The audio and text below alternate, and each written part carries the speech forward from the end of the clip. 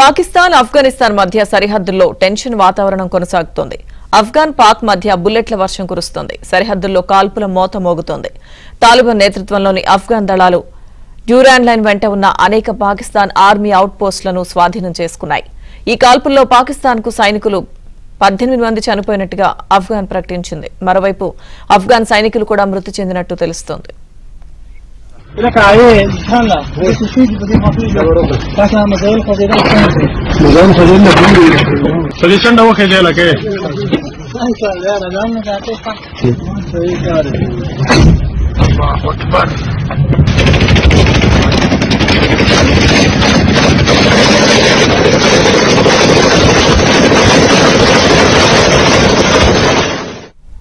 పాక్ ఆఫ్ఘాన్ సరిహద్దు ఉద్రిక్తతలు తీవ్రమవుతున్న నేపథ్యంలో శనివారం అర్ధరాత్రి సరిహద్దుల్లో కాల్పులు జరిగాయి.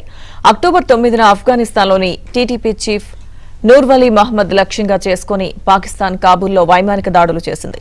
పాకిస్తాన్ కవ్వింపు చర్యలకు ప్రతీకార చర్యగా దాడులు జరిపినట్టు ఆఫ్ఘనిస్తాన్ రక్షణ మంత్రిత్వ శాఖ తెలిపింది.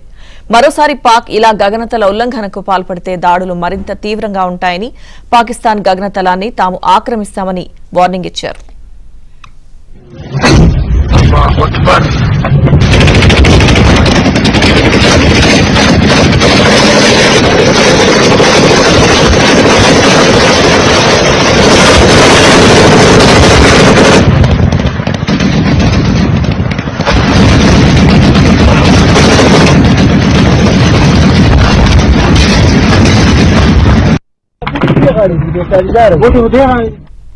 ఇక పాకిస్తాన్ భద్రతా అధికారులు మాత్రం ఆఫ్ఘనిస్తాన్ దాడులను తమ దళాలు పూర్తి స్థాయిలో అడ్డుకుంటున్నట్టు తెలిపారు.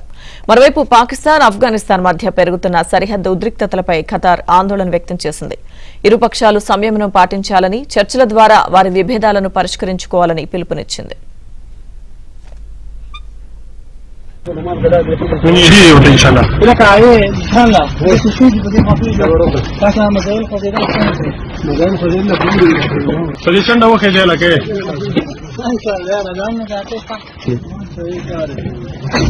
Allahu Akbar.